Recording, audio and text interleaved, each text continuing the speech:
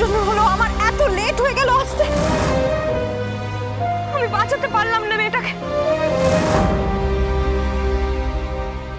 সত্যি কথা বলার জন্য তোমাকে প্রাণ দিতে হলো সুন্দরী, কিন্তু পার্বতী পাল চৌধুরী তোমাকে প্রমিস করছে, যারা তোমাকে এভাবে কষ্ট দিয়ে মেরে ফেলেছে তাদেরকে উচিত শিক্ষা দেবে। কাজটা হয়ে গেছে বস।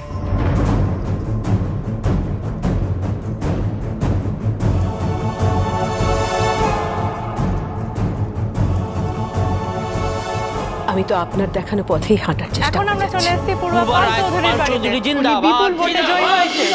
পূর্বা পাল সেই চৌধুরী আনন্দে বিজয় জিন্দাবাদ। উল্লাস চলছে, আপনারা দেখতেই এবার পাচ্ছেন। ভোটে জিতলো কে? এবার ভোটে জিতলো কে? এবার ভোটে জিতলো কে?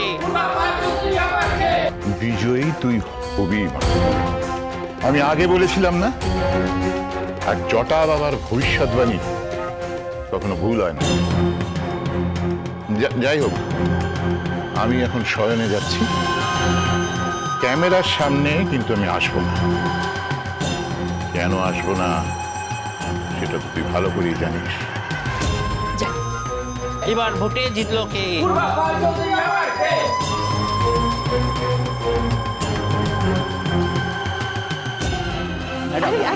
ভোটে জেতার জন্য অভিনন্দন।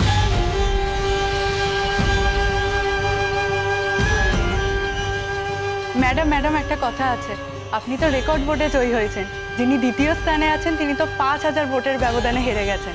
আপনার কেমন লাগছে জয়ী হয়ে? জটা বাবার আশীর্বাদে আজ আমি একজন জননেত্রী হয়েছি। আমি শুধু মানুষের সেবা করতে চাই, এটাই আমার একমাত্র লক্ষ্য। ঢপ দিচ্ছে ঢপ। মিথ্যে মিথ্যে মিথ্যে বলছে।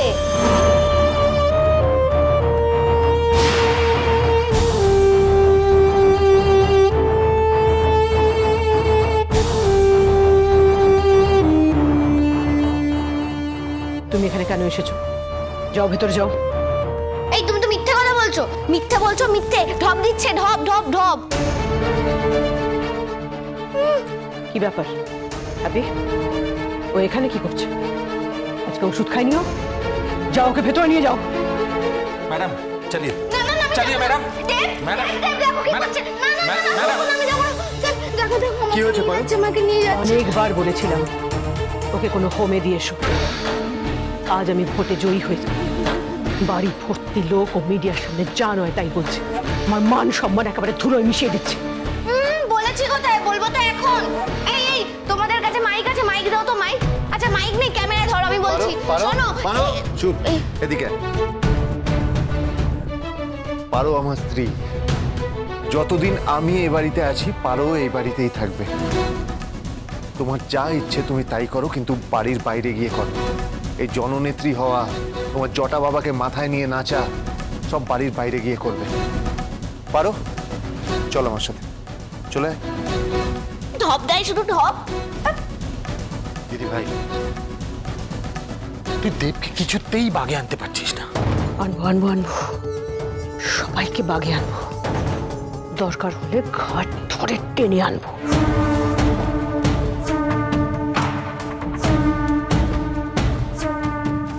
আজ বাড়িতে মহাভোগের আয়োজন হয়েছে, আপনারা বাইরে অপেক্ষা করুন।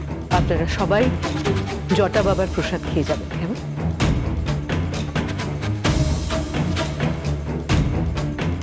পারো পারো পারো, একদম দুষ্টু। আমি বলছি না পারো। দুষ্টুমি করতে নেই, দুষ্টুমি করতে নেই। পারো, তুই আমার সাথে আয়, খেয়ে নিবি। ওষুধ খেতে হবে না, ঠিক আছে?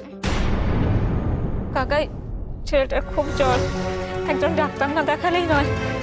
ডাক্তার? ডাক্তার ডাকবো কি করে? ডাক্তার ডাকবো যে ফিস দেবো কি করে? আমাদের তো হাতে কোনো টাকা পয়সা নেই, সব তো পূর্বার হাতে। আর তারপরে যদি নিজের থেকে ডাক্তার ডাকতে চাই, হিতে বিপরীত হয়ে যাবে। আয় ভেতরে।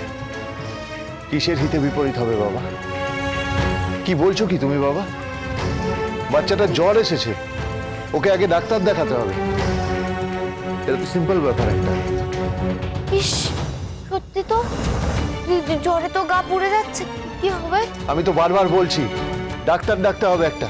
দেখ, ছেড়ে দে, এখন পূর্বার অনুমতি ছাড়া এই বাড়ির একটা পাতারও নড়ার অধিকার নেই। আর পূর্বাকে টপকে যদি কেউ কিছু করতে যায় তাহলে অন্যরকম ভাবে তাকে শাস্তি দেওয়া হয়। সবাই জটা বাবার শেখানো। বাবা, তোমরা মাথা নুইয়ে থাকো বলে আমাকেও মাথা নুইয়ে থাকতে হবে? পারবো না আমি। মাথা কি আর এমনি এমনি নুয়ে থাকি রে? আমাদের সবার শিরদাঁড়াটাই যে ভেঙে গেছে। তুই হুট করে মাথা গরম করিস না, তুই তো সবসময় বাড়িতে থাকিস না, জানিস না এখানে কি কি ঘটে চলেছে। ওই যে পূর্বা কোত্থেকে একটা অ্যাসিস্ট্যান্ট জুটিয়েছে, সবসময় কালো চশমা পরে থাকে। কালো চশমার আড়ালে দুটো অজানা চোখের দৃষ্টি আমার গা শিরশির করে। যদি পারোর কিছু করে দেয়, পারোর যদি কেউ কোনো ক্ষতি করতে চায় তার হাত আমি ভেঙে ঘুরিয়ে দেবো বাবা। তাই নাকি? এত বড় সাহস?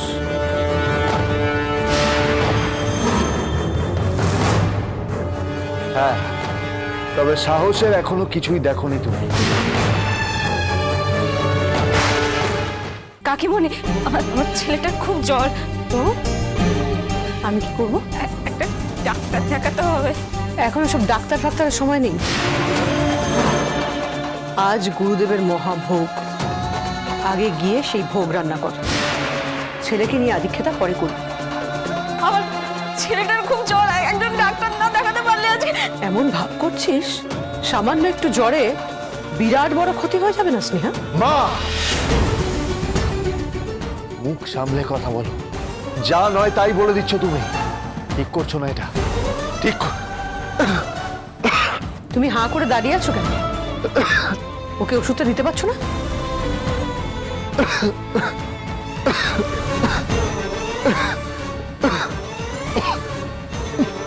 এত রাগ দেখানোর কিছু হয়নি রে।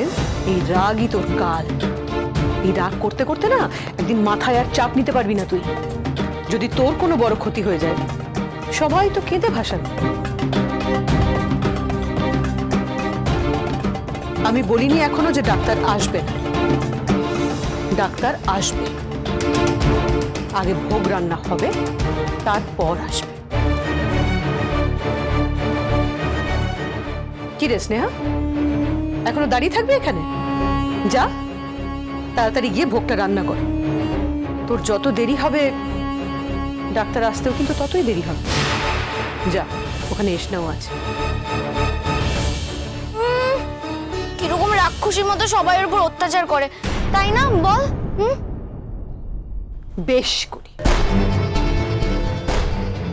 আমি এ বাড়ির মালকে, আমি যা বলবো তা সবাইকে শুনতে হবে। আমার কথার অন্যথা আমি একদম বরদাস্ত করব। আর যদি কেউ সেটা করে तो उसका तो हो जाएगा बल्ले बल्ले। তোমার এই পরিবর্তনটা আমি স্বপ্নেও কল্পনা করতে পারিনি। আমি জানি না তোমার ওই গুরুদেব তোমার উপর কি জাদু করেছে যে তুমি এতটা বদলে গেছো, কিন্তু মাঝে মাঝে খুব কষ্ট হয় জানো তোমার। আমার তো সব গেছে, আমার এই প্রতিদিনের বেঁচে থাকাটাকেও তুমি দুর্বিষহ করে তুলেছো। যাই হোক, আমি আর 8 ঘন্টা পর যাবো রান্নাঘরে। পারো আর এই বাচ্চাটার জন্য খাবার বানাতে। তার মধ্যে যদি ভোগ রান্না হয়ে যায় তাহলে? তোমার গুরুদেবের ভোগ ভোগের বাড়িতে যাক। পারোর ওষুধ খাওয়ার টাইমের আমি নড়চড় হতে দেব না, আর এই বাচ্চাটাকেও জ্বরের মধ্যে অভুক্ত থাকতে দেব না আমি। তাতে তোমার গুরুদেবের ভোগ হোক কি না হোক সেটা আমার দেখার দরকার নেই। আয় পারো, আয়, চলো চল।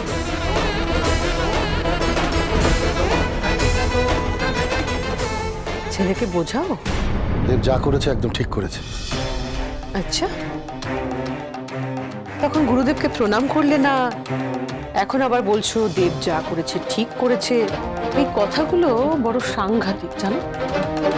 যেদিন নিজের দিকে ঘুরে আসবে না, টাল সামলাতে পারবে না। আচ্ছা, আমাদের পলিপুরের গোডাউনের সুপারভাইজ করার কথা না ওর? তাহলে এখনো কাজে বেরোয়নি কেন? যাতায়াত ধরাটা দিয়ে দিলেই চলে যাবো। প্রতিদিন তো ওটার জন্য হাত পাততে হয়। তরুণ, দাঁড়া, পাবে না। আজ কোনো যাতায়াত ভাড়া তুমি পাবে না, আর এটাই তোমার শাস্তি।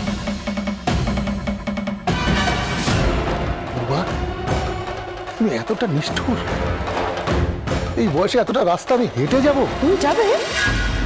এত গলার জোর আছে গায়ের জন্যে?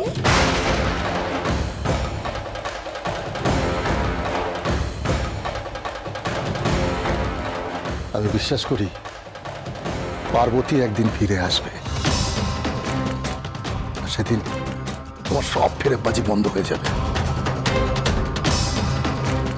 মা সব সম্পত্তি পার্বতীর নামে লিখে দিয়ে গেছিল, তোমাকে দিয়ে যায়নি।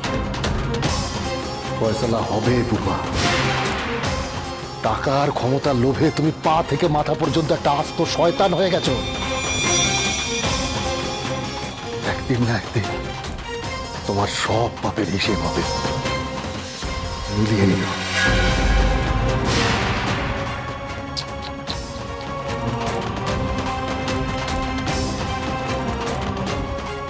তোমাদের তো তবু বাঁচিয়ে রেখেছি।